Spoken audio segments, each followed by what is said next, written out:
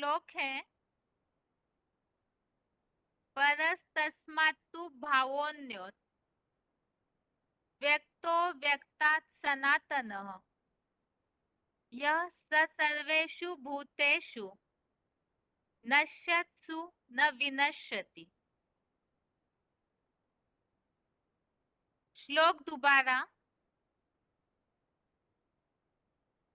परस्तस्मात्तु भावोऽन्योत् व्यक्तो व्यक्तात् सनातनः यः स सर्वेषु भूतेषु नश्यत्सु न विनश्यति। श्लोक का संधि विच्छेद है परः तस्मात् तु भावः अन्यः अव्यक्तः अव्यक्तात् सनातनः यः स सर्वेषु भूतेषु नश्यत्सु न विनश्यति। संधि विच्छेद दोबारा। परः तस्मात् तु भावः अन्यः अव्यक्तः अव्यक्तात् सनातनः यः स सर्वेषु भूतेषु नश्यत्सु न विनश्यति।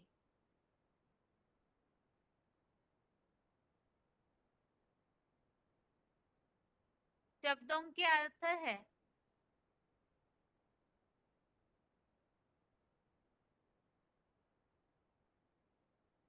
तस्मात् अर्थात उस, अव्यक्तात् अर्थात अदर्शनीय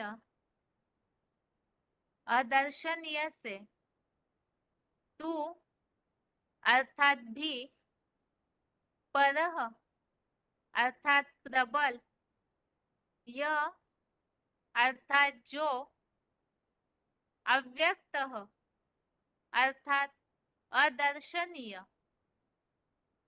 अन्यः अर्थात दूसरा,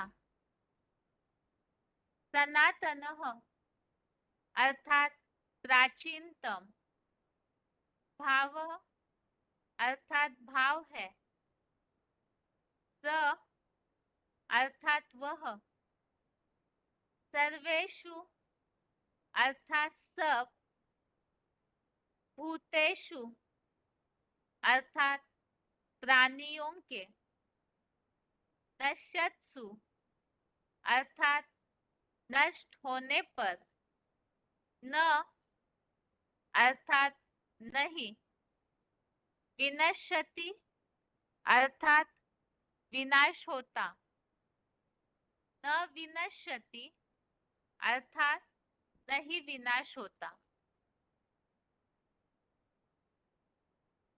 शब्दों के अर्थ दोबारा। तस्मात् अर्थात उस, अव्यक्तात् अर्थात अदर्शनीय से, तू अर्थात भी,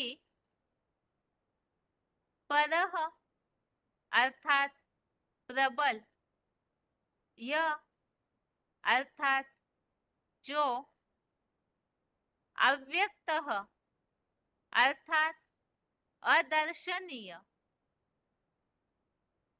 अन्यः अर्थात दूसरा, सनातनः अर्थात प्राचीनतम, भावः अर्थात भाव है, स अर्थात वह, सर्वेषु अर्थात सब, भूतेषु अर्थात प्राणियों के, नश्यत्सु अर्थात नष्ट होने पर, न अर्थात नहीं, विनश्यति अर्थात विनाश होता, न विनश्यति अर्थात नहीं विनाश होता।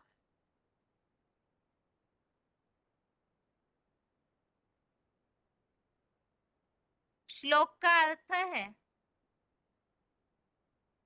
उस अदर्शनीय से भी प्रबल जो अदर्शनीय दूसरा प्राचीनतम भाव है, वह सब प्राणियों के नष्ट होने पर भी नष्ट नहीं विनाश होता।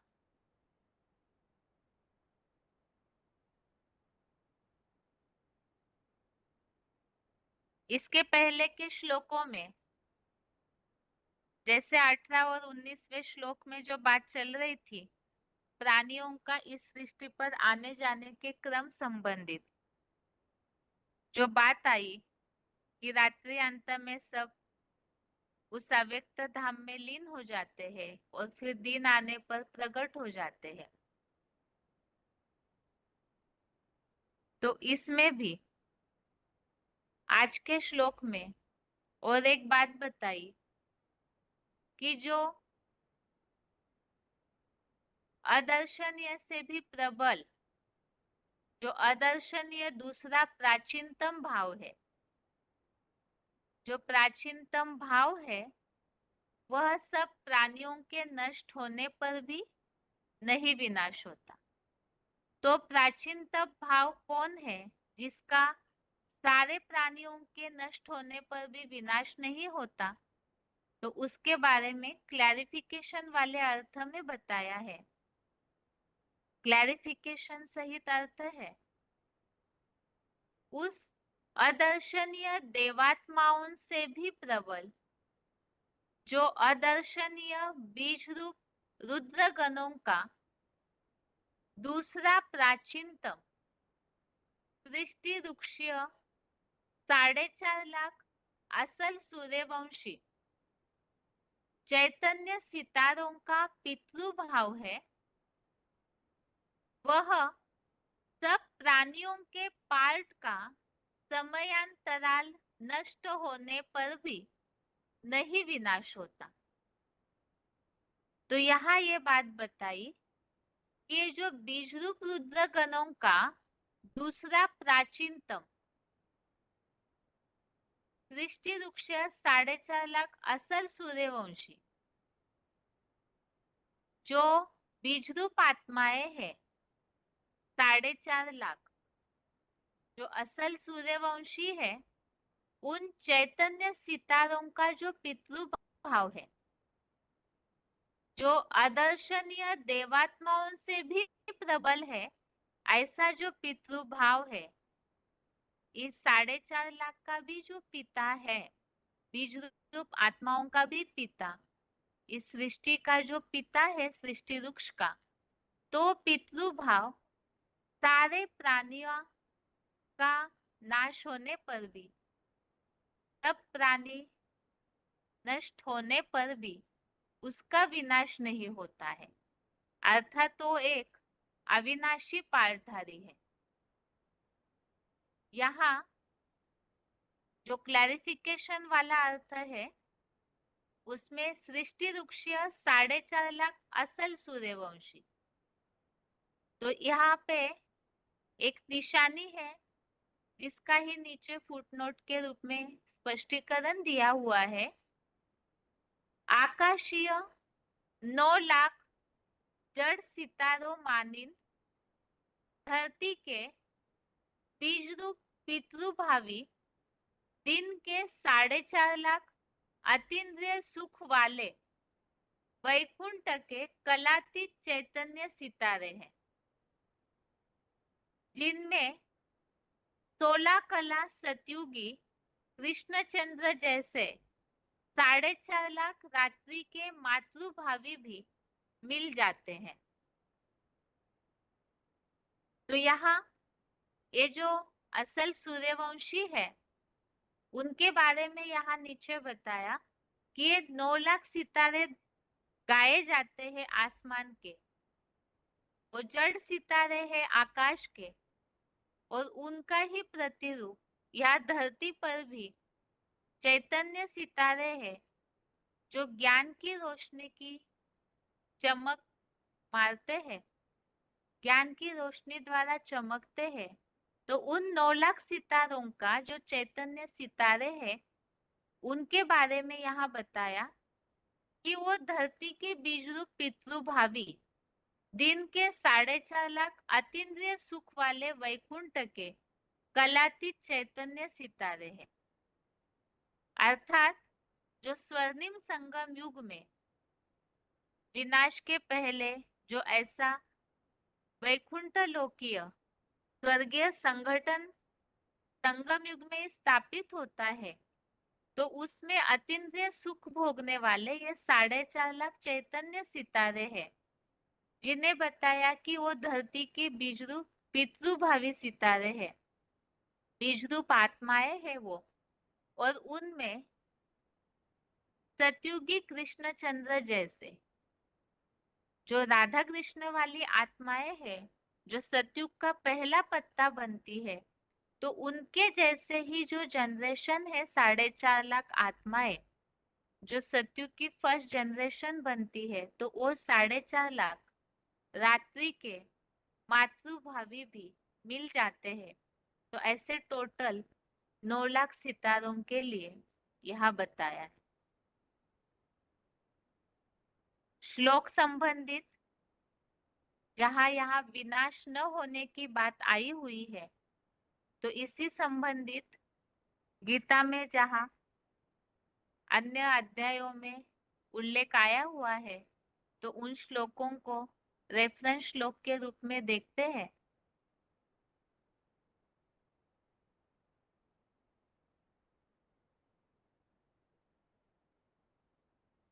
चौथे अध्याय का 24वां श्लोक, अध्याय 4 का श्लोक नंबर 24, जहाँ आज के 8वें अध्याय के 20वें श्लोक में उल्लेख आया हुआ है जो पितृभावी है उनके बारे में, तो उसी का उल्लेख जो प्राणियों के नष्ट होने पर भी उसका विनाश नहीं होता, जो ऐसी प्रबल शक्ति है, तो यहाँ पर इस चौथे अध्याय में भी इस बात का उल्लेख दिया हुआ है। उस महत ब्रह्म ज्ञान से भरपूर इस सृष्टि में संपन्न, जो यहाँ 8वें अध्याय के 20वें श्लोक का ही रेफरेंस दिया है कि वो ब्रह्मलोक ही गंतव्य है। तो वो जो पितृभाव है वही वास्तव में जो इस सृष्टि का चैतन्य परम धाम बनता है, ब्रह्मलोक ही गंतव्य बताया, जो अविनाशी है, और वही इस सृष्टि का जो पिता है, परम ब्रह्म है। तो वो ऐसी हिरण्यगर्भ जैसी स्टेज धारण करने वाला है, और वो पितृभाव अविनाशी भी है।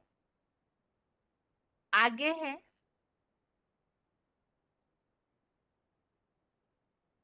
दूसरे अध्याय का 16वां श्लोक, अध्याय 2 का श्लोक नंबर 16, और दूसरे अध्याय का 17वां श्लोक। यहाँ पहले तो 16वें श्लोक में जो उल्लेख आया हुआ है, सत्य का अभाव नहीं होता है, जैसे असत का अस्तित्व नहीं, वैसे सत्य का कल्पांतकारी महाविनाश में अभाव नहीं होता। जैसे सृष्टि बीज महादेव आदम देह से भी सदा काल है और रहेगा। तो जो 8वें अध्याय के 20वें श्लोक में उल्लेख आया हुआ है, सब प्राणियों का समयांतराल में नाश होने पर भी, वो नष्ट होने पर भी उसका विनाश नहीं होता है जो पितृभाव है। और इसी बात का उल्लेख यहाँ बताया कि कल्पांतकारी महाविनाश में जो सत्य है उसका अभाव नहीं होता। तो सत्य अर्थात यहाँ किसी व्यक्ति विशेष की तरफ इशारा किया है कि जो सृष्टि का बीज महादेव आदम है, भक्ति मार्ग में भी जिन्हें मृत्युंजय के नाम से, अमरनाथ के नाम से जाना जाता है, तो अमर बने कैसे? तो महाविनाश के समय भी वो देह से भी सदाकाल रहते हैं, भल सब प्राणी नष्ट हो जाए। और इसी संबंधी दूसरे अध्याय के 17वें श्लोक में, अध्याय 2 का श्लोक नंबर 17 में इस बात का उल्लेख आया हुआ है कि जिस मानवीय सृष्टि वृक्ष के बीच महादेव द्वारा यह सारा अश्वत्थ नामक सृष्टि वृक्ष फैला है, उसको तो अविनाशी जान। इस अविनाशी जगत पिता स्वरूप साकार बीज का विनाश करने में कोई भी समर्थ नहीं है। कल्पांत में अर्थात कल्प के अंत में जो महाविनाश होता है, जो श्लोक नंबर 16 में उल्लेख किया है क्लैरिफिकेशन वाले अर्थ में, ऐसे कल्पांत में भी वह अकाल मूर्त है, अर्थात उसकी मूर्ति, मूर्त अर्थात साकार, तो उस मूर्ति को जो साकार व्यक्तित्व है उसे काल विनाश के समय भी नहीं खाता, उसका विनाश करने में कोई समर्थ नहीं है। इसी बात का उल्लेख आज के श्लोक में भी आया हुआ है कि उस व्यक्त स्वरूप का वो जो पितृभाव है उसका सब प्राणियों के नष्ट होने पर भी विनाश नहीं होता है। ये आज के श्लोक संबंधित रेफरेंस श्लोक है। और श्लोक में जो मुख्य बातों का उल्लेख है, एक तो 9 लाख सितारों के लिए जो आसमान के जड़ सितारे हैं, उनकी तरह ही यह धरती के 9 लाख चैतन्य सितारे किस तरह से है उसके बारे में बताया। 4.5 लाख जो असल सूर्यवंशी है, जो दिन के सितारे, और उनमें 4.5 लाख जो मातृभावी कृष्ण चंद्र जैसी जो रात के सितारे हैं, वो मिल करके 9 लाख सितारे बनते हैं। और मुख्य बात, जो ऐसी प्रबल अदर्शनीय शक्ति अर्थात जो सूर्यवंशी असल है, उनका जो पितृभाव है उसका विनाश नहीं होता। इन सब बातों को श्लोक संबंधित बहुत सारे VCDs में ऐसे उल्लेख आया हुआ है, तो उसे VCD पॉइंट्स के साथ समझते हैं। लेकिन उसके पहले श्लोक का उच्चारण। परस्तस्मात्तु भावोऽन्यो व्यक्तो व्यक्तात् सनातनः यः स सर्वेषु भूतेषु नश्यत्सु न विनश्यति। उस अदर्शनीय देवात्माओं से भी प्रबल, जो अदर्शनीय बीजरूप रुद्र गणों का दूसरा प्राचीनतम सृष्टि वृक्षीय 4.5 लाख असल सूर्यवंशी चैतन्य सितारों का पितृभाव है, वह सब प्राणियों के पाठ का समयांतराल नष्ट होने पर भी नहीं विनाश होता। आकाशीय 9 लाख जड़ सितारों मानिंद धरती के बीजरूप सूर्यवंशी दिन के 4.5 लाख अतीन्द्रिय सुख वाले वैकुंठ के कलातीत चैतन्य सितारे, जिनमें 16 कला बाल कृष्ण चंद्र जैसों के 4.5 लाख रात्रि के मातृभावी भी मिल जाते हैं।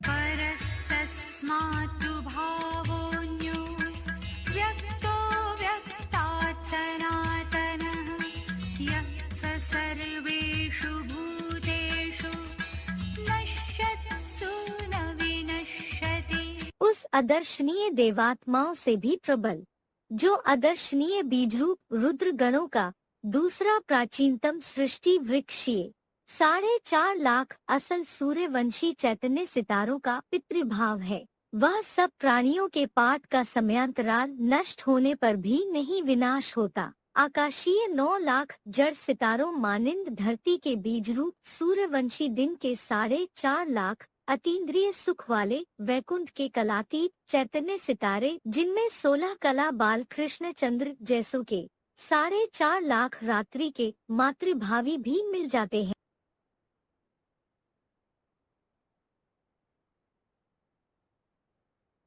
आगे है श्लोक संबंधित पॉइंट्स। पहले है VCD number 2372, VCD number 2372 31 minute 31 minutes के बाद से लिया हुआ पॉइंट है 4.5 लाख असल सूर्यवंशी दिन के सितारे प्लस 4.5 लाख रात के सितारे। मनुष्य सृष्टि में जो पहले पहले पत्ते हैं राधा कृष्ण जैसे, उनको जन्म देने वाले फर्स्ट क्लास सूर्यवंशी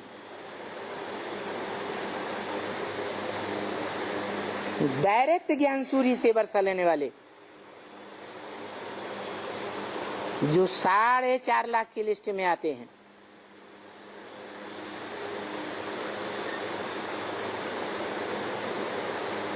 वो ज्ञान सूर्य के दिन के सितारे हैं या ज्ञान चंद्रमा के रात के सितारे हैं? दोनों में अंतर क्या है?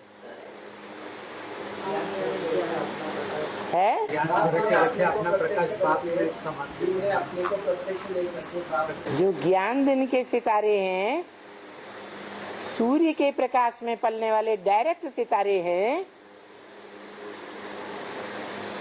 वो अपने ज्ञान के प्रकाश को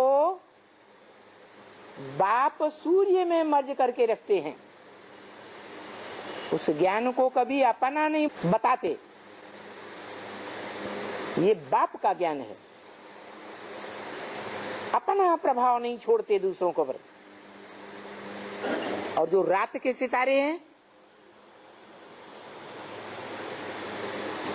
राका पति के सितारे हैं। राका रात को कहा जाता है, पति कहा जाता है चंद्रमा को। तो जो रात के सितारे हैं वो ज्ञान तो लेते हैं ज्ञान सूर्य का ही, लेकिन अपने को प्रत्यक्ष करते हैं संसार के सामने। भगवान बाप ज्ञान सूर्य को प्रत्यक्ष नहीं कर पाते। बुन की संख्या भी 4.5 लाख। तो टोटल दिन हो या रात के हो, टोटल सितारों की संख्या 9 लाख मानी जाती है। 4.5 लाख दिन के सितारे और 4.5 लाख रात के सितारे। रात के सितारों का मुखिया कौन है? ज्ञान चंद्रमा, रा का पति कहा जाता है। आगे है वार्तालाप number 610, discussion number 610, 15 minute 15 minutes के बाद से लिया हुआ पॉइंट है 4.5 लाख पितृभावी। तो 9 लाख में दोनों की ग्रुप होंगे या एक ही होगा? दोनों होंगे। इसका मतलब कितने सूर्यवंशी होंगे और कितने चंद्रवंशी होंगे? 4.5 लाख ठेठ चंद्रवंशी होंगे और 4.5 लाख सूर्यवंशी होंगे। जो 4.5 लाख सूर्यवंशी होंगे वो जन्म लेने वाले होंगे कि देने वाले होंगे? जन्म देने वाले होंगे। जो जन्म देने वाले दाता होंगे, पिता होंगे, जन्म देने वाला क्या कहा जाता है? जन्म देने वाला पिता कहा जाता है। तो जो जन्म देने वाले होंगे उनमें भी स्त्री चोला और पुरुष चोला होंगे या नहीं होंगे? हैं? कितने कितने होंगे? उसमें भी आधा आधा होंगे। तो कितने कितने रह गए? 2.25 लाख जन्म लेने वाले। वो जन्म देने वालों में 2.25 लाख स्त्री चोले और 2.25 लाख पुरुष चोले पिता।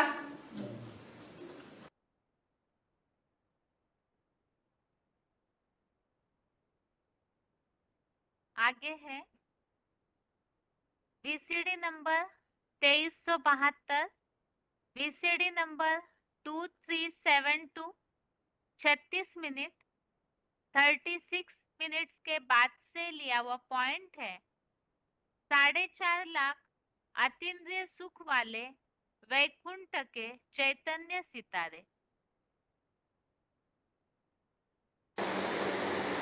तो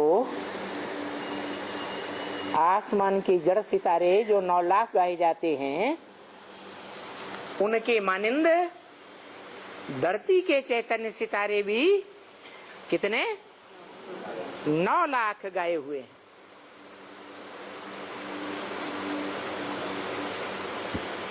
उनमें 4.5 लाख ऐसे हैं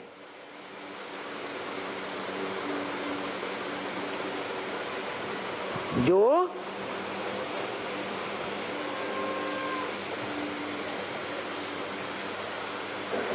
अतीन्द्रिय सुख की सृष्टि रचते हैं।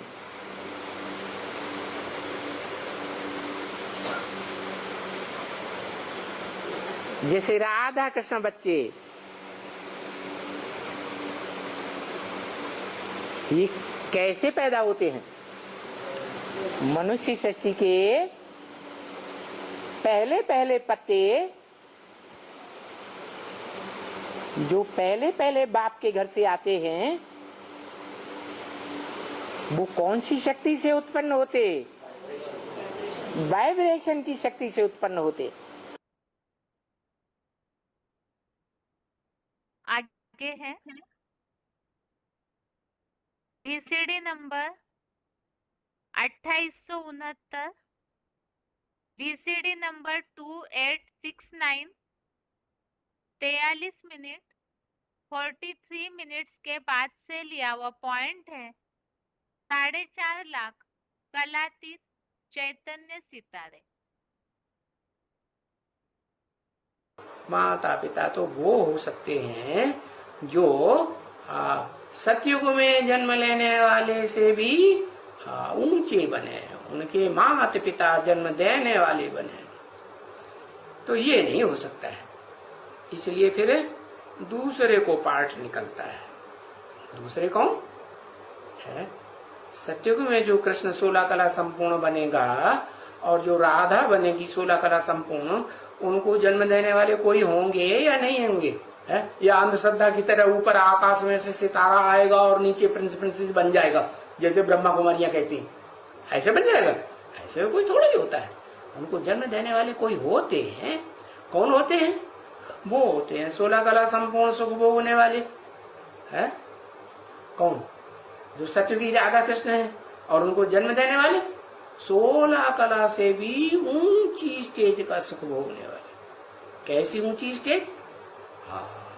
16 कला तो चंद्रमा की गिनी जाती है। चंद्रमा से भी ऊंचा कौन होता है? चंद्रमा भी रोशनी देता है, लेकिन किससे लेता है? सूर्य से लेता है। आगे है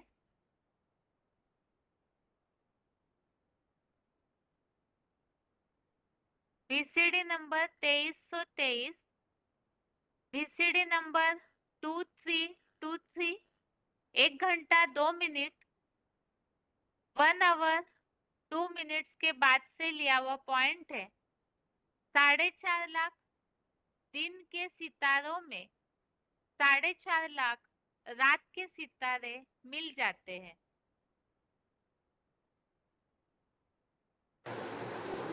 एक दिन के सितारे और एक रात के सितारे, दोनों प्रकार के सितारे मिलकर के संख्या कितनी गिनी जाती है? हैं 9 लाख। कहते हैं रानी का हार भी 9 लाख गाया जाता है, हैं? कौन से हार की बात होगी? है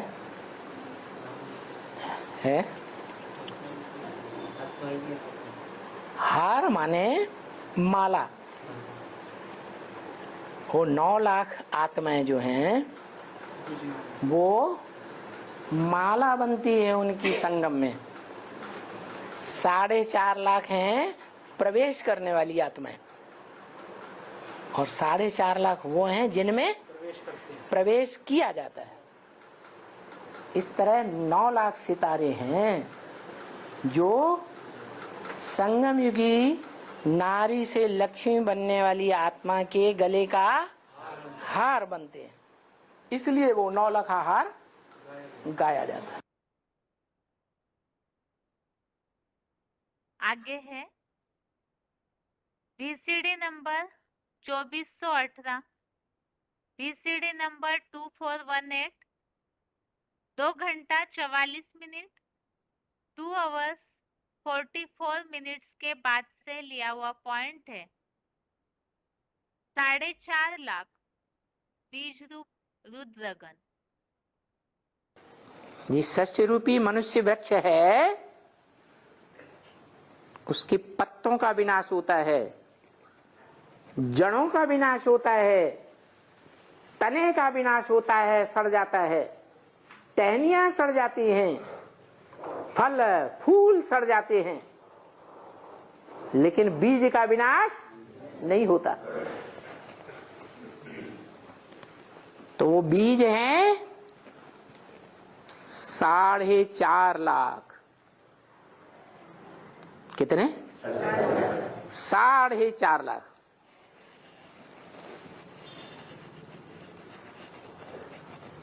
जो 4.5 लाख बीज हैं वो अव्वल नंबर में रुद्रमाला के मणके हैं।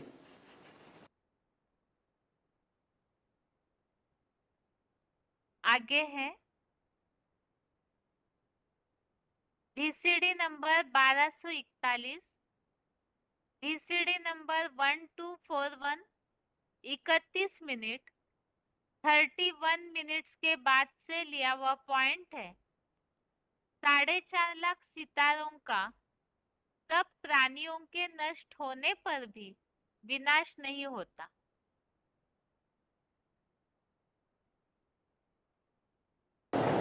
कहते हैं कि जब चोट लग जाती है, कोई को अंदर ही नहीं चोट लगे या बाहर की चोट लगे, घायल हो जाता है,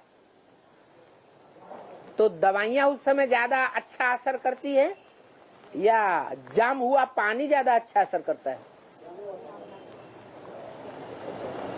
बर्फ अच्छा असर करती है। तो इस दुनिया में मनुष्य भी और उनके शरीर सबसे जास्ती घायल कब होते हैं? संगम युग के आदि में घायल होते हैं, क्षत विक्षत होते हैं, या संगम युग के अंत में होते हैं? हैं? जब संगम युग का अंत आता है, जब आत्माएं ज्ञान जल से सात्विक बन जाती हैं, आत्माएं शरीर को छोड़ देती हैं, क्योंकि दुनिया के ज्यादा से ज्यादा शरीर क्षत विक्षत हो जाते हैं, बुरी तरह से टूट फूट जाते हैं। उनमें से भी जो कम सजाएं खाने वाले शरीर हैं, वो कम से कम सजाएं खाने वाले, कम से कम क्षत विक्षत होने वाले शरीर, जिनके सुधरने की गुंजाइश होती है, जीवित रह जाने की गुंजाइश होती है, मृत प्राय से जीवनधारी बन जाते हैं। उनकी संख्या कितनी होती है? अरे कोई 8 बताता, कोई 4 बताता। 4.5 लाख। 4.5 लाख में भी बहुत थोड़े से ऐसे हैं, जैसे कहीं भूकंप आते हैं। मान लो 2001 में भुज में, गुजरात में भूकंप आया, तो कहीं कहीं ऐसा देखा गया कोई कोई बच्चे बिल्कुल सुरक्षित निकले, उनको एक खरोंच भी शरीर में नहीं आई। उनकी संख्या परसेंटेज में बहुत कम होती है या ज्यादा होती है? बहुत कम होती है। तो 4-4.5 लाख में से सिर्फ 8 शरीर ऐसे निकलते हैं जो प्रकृति की मार से छत बिच्छत भी नहीं होते। बल शरीर तो सभी मृत प्राय हो जाएंगे, परंतु वो पूरे छत बिच्छत 8 शरीर नहीं होंगे। और बाकी को कुछ न कुछ सजा मिलेगी जरूर, कोई को कम, कोई को ज्यादा। फिर भी वो शरीर येन केन प्रकारेण अंतिम विनाश में बर्फ में दब जावेंगे, जाम हो जावेंगे, सुरक्षित रह जावेंगे। और जो टूट फूट हुई है वो खलास हो जाएगी। ऊपर से जब आत्माएं नंबरवार उतरती जावेंगी और उन शरीरों में प्रवेश होती जावेंगी, उस समय नई दुनिया कहेंगे या पुरानी दुनिया कहेंगे? नई दुनिया कहेंगे।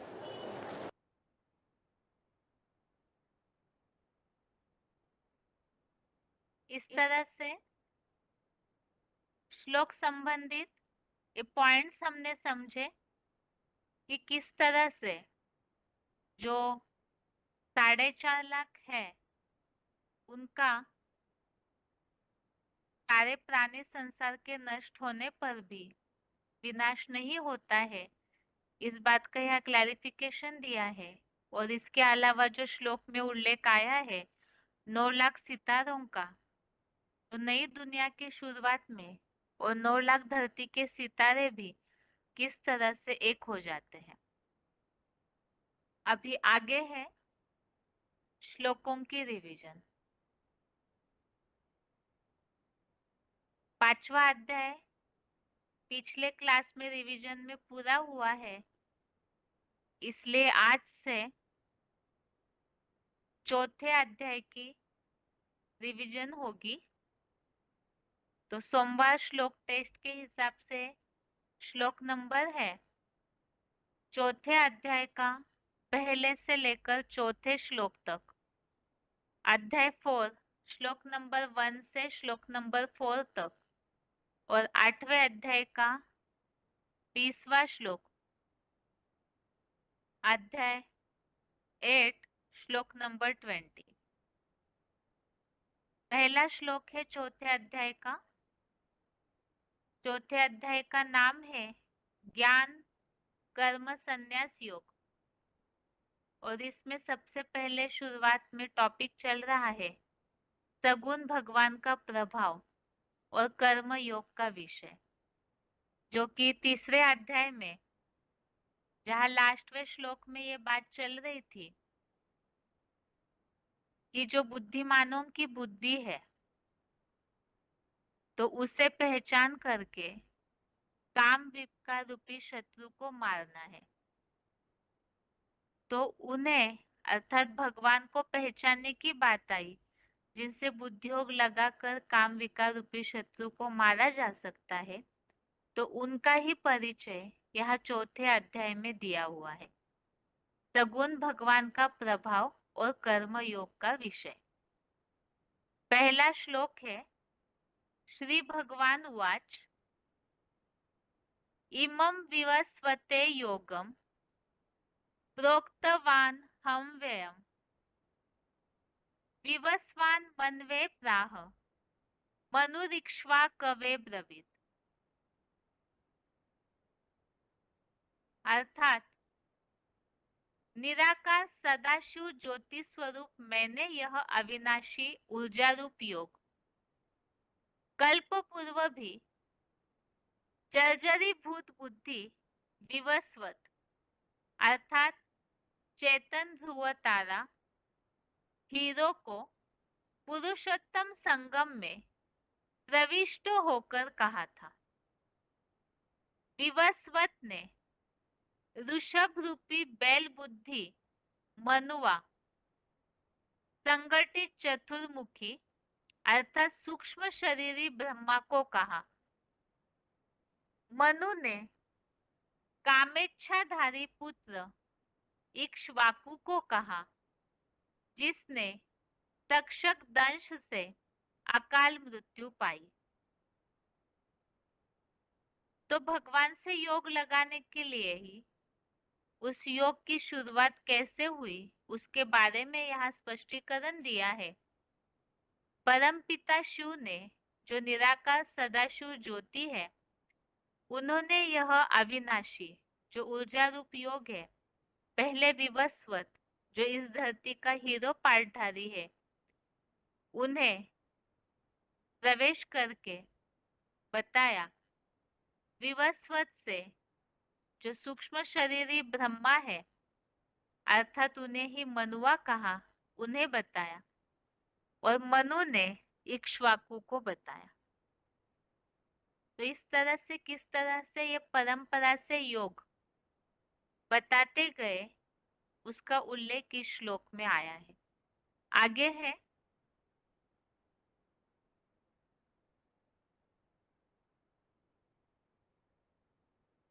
चौथे अध्याय का दूसरा श्लोक, अध्याय 4 का श्लोक नंबर 2। श्लोक है, एवं परंपरा प्राप्तम इमं राजर्षयो विदुः सकाले नेह महता योगो नष्ट परंतप। अर्थात इस प्रकार परंपरा से प्राप्त इस प्राचीन योग को विक्रमादित्य आदि दाढ़ी मूंछ वाले विकारी राजर्षियों ने द्वापर में जाना। हे शत्रुतापक, वह योग लंबे अर्थात 2500 वर्षीय विदेशी विधर्मी और हिंसक दैत्यों के द्वापर युगी काल से ही यहाँ पापी कलयुग में पूरा नष्ट हो गया।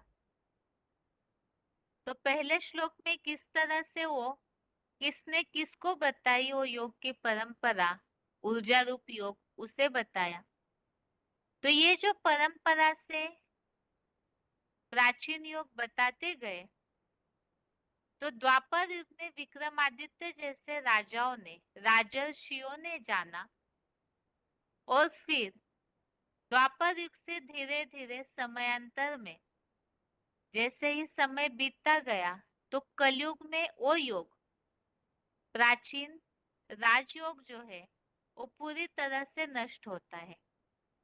तो राजयोग अर्थात तो प्राचीन योग नष्ट हुआ, तो उसके परिणाम स्वरूप जो नीचे फुटनोट में दिया है, जो कलयुग में वो नष्ट हुआ है, तो उसके कारण कलयुग में प्रजातंत्र राज्य की शुरुआत हुई, जो कि नीचे फुटनोट में इसका विस्तार दिया हुआ है।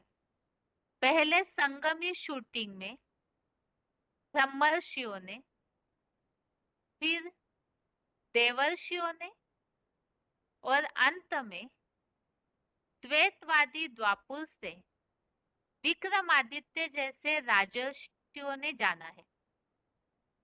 अभी राजयोगी सदा स्वाधीन राजाओं का राज्य है या सदा पराधीन प्रजातंत्र राज्य है, पराधीन भिकमंगों का।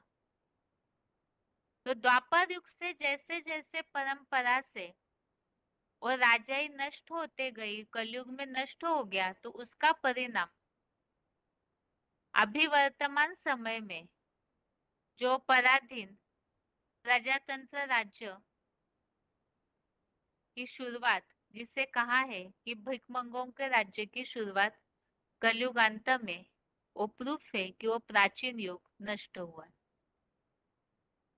और इस श्लोक संबंधित रेफरेंस श्लोक है 9वें अध्याय का दूसरा, अध्याय 9 का श्लोक नंबर 2, जिसमें इस बात का उल्लेख आया हुआ है कि ये राजाओं की राजविद्या है, उत्तम राजाई का रहस्य है, पवित्र है, सर्वोत्तम ज्ञान है, प्रत्यक्ष जाना जाता है, अविनाशी और धर्मानुकूल है। तो ये जो राजयोग की विद्या है, वो जिस तरह से संगमी शूटिंग में बताना शुरू किया, तो वो राजाई की विद्या के बारे में इस श्लोक में उल्लेख है। आगे है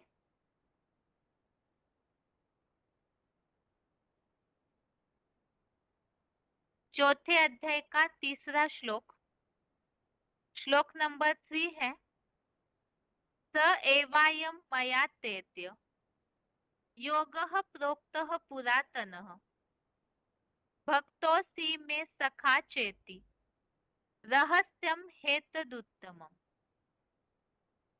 अर्थात कलयुगांत में तू मेरा भक्त और सखा है, इस कारण से हर चतुर्युगी के अंत में वही यह परम प्रसिद्ध प्राचीन कल्प पूर्व का योग मैंने आज मुकर्रर रथधारी तुझको पुरुषोत्तम संगम युग में कहा है। यह निश्चय ही श्रेष्ठतम त्रिकालदर्शिता का रहस्य है। तो परमपिता शिव ने जो सबसे पहले श्लोक में उल्लेख आया विवस्वत को ये योग बताया, तो वही हीरो है। उन्हीं में प्रवेश करके वो शिक्षा उन्हें दी, राजाई का उत्तम रहस्य बताया, यही त्रिकालदर्शिता का रहस्य बताया। तो उसका कारण इस श्लोक में बताया है कि वो तू मेरा भक्त और सखा है। तो जिसने जितनी अव्वल नंबर में भक्ति की होगी, तो उनको ही पहले वो ईश्वरीय जो गुह्यते गुह्य ज्ञान है, राजाई का रहस्य है, उसकी प्राप्ति होती है। तो सबसे पहले तो अव्वल नंबर जो मुकर्रर तनधारी अर्जुन है, वो भक्त भी है, सखा भी है। तो इसीलिए पुरुषोत्तम संगम युग में पहले उन्हें ही वो राजाई का रहस्य या वो प्राचीन योग सिखाया जाता है, और कल्प पूर्व भी उन्हें ही पहले बताया। और इस श्लोक संबंधित रेफरेंस श्लोक है चौथे अध्याय का 39वां, अध्याय 4 का श्लोक नंबर 39, जिसमें बताया पूरा श्रद्धावान सदा प्रयत्नशील संपूर्ण इंद्रिय दमनशील ही ज्ञान लेता है। श्रद्धावान अर्थात ही भक्ति भावना वाला। जैसे कि पहले अध्याय की शुरुआत में ही हमने इस बात को समझा था, भगवत गीता में अर्जुन एक अव्वल नंबर पाठधारी है, उन्हें भगवान ने गीता ज्ञान बताया है। तो वो तो अर्जुन सारी मानव जाति का एक प्रतिनिधि है, बाकी भगवत गीता तो पूरी मानव जाति के लिए ही बताया हुआ एक शास्त्र है। इस हिसाब से जो भी ऐसे नंबरवार भक्ति करने वाले भक्त है, अर्थात श्रद्धावान होंगे, तो उन्हें ही ऐसे ज्ञान की या इस योग की प्राप्ति होती है। आगे है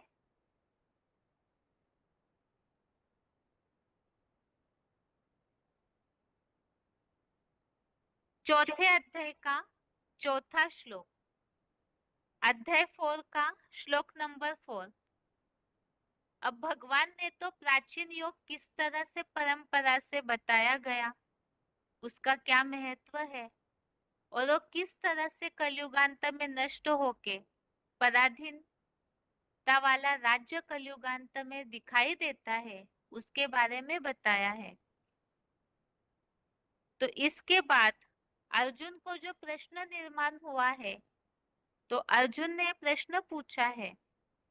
चौथा श्लोक है, अर्जुन उवाच अपरम भवतो जन्म परम जन्म विवस्वतः कथमेत द्विजानीयाम त्वमादो प्रोक्तवानिति।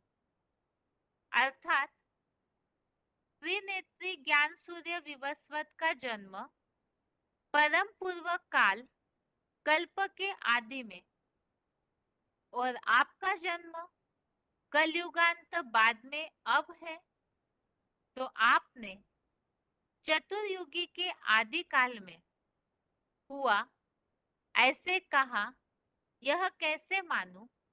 यह तो दो विपरीत बातें हो गई। तो यहाँ जन्मों के रहस्य को लेकर के अर्जुन के मन में प्रश्न निर्माण हुआ है कि यहाँ एक तरफ से तो कल्प के आदि काल में जन्म का उल्लेख आया और दूसरी तरफ कलयुगांत बाद का।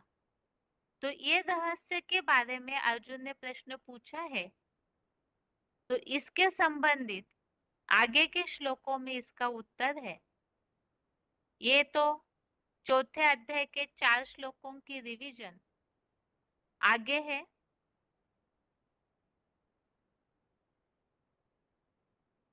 आज का श्लोक, 8वें अध्याय का 30वां श्लोक, अध्याय 8 का श्लोक नंबर 20 है। परस्तस्मात्तु भावोऽन्यो व्यक्तो व्यक्तात् सनातनः यः स सर्वेषु भूतेषु नश्यस्तु न विनश्यति।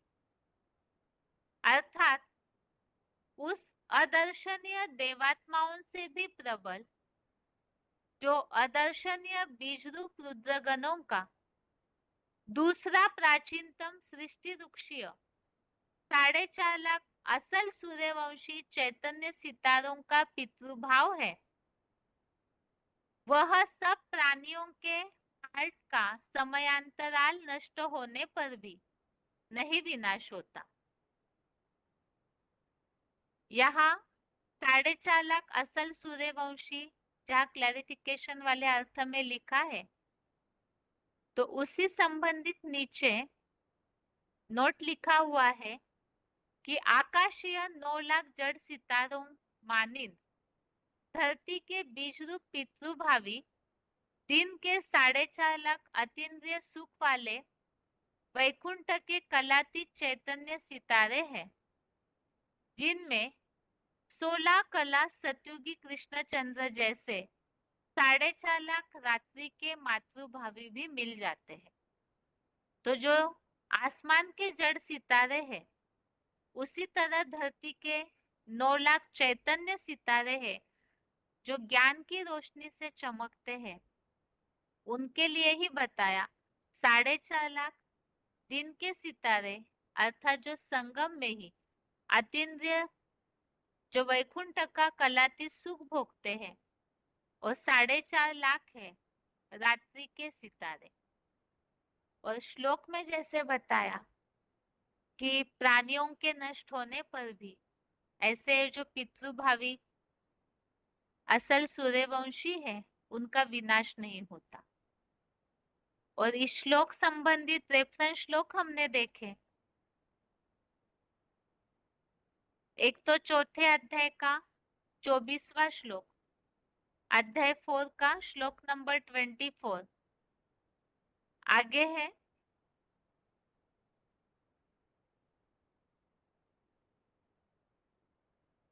दूसरे अध्याय का 16वां और 17वां श्लोक अध्याय 2 का श्लोक नंबर 16, 17।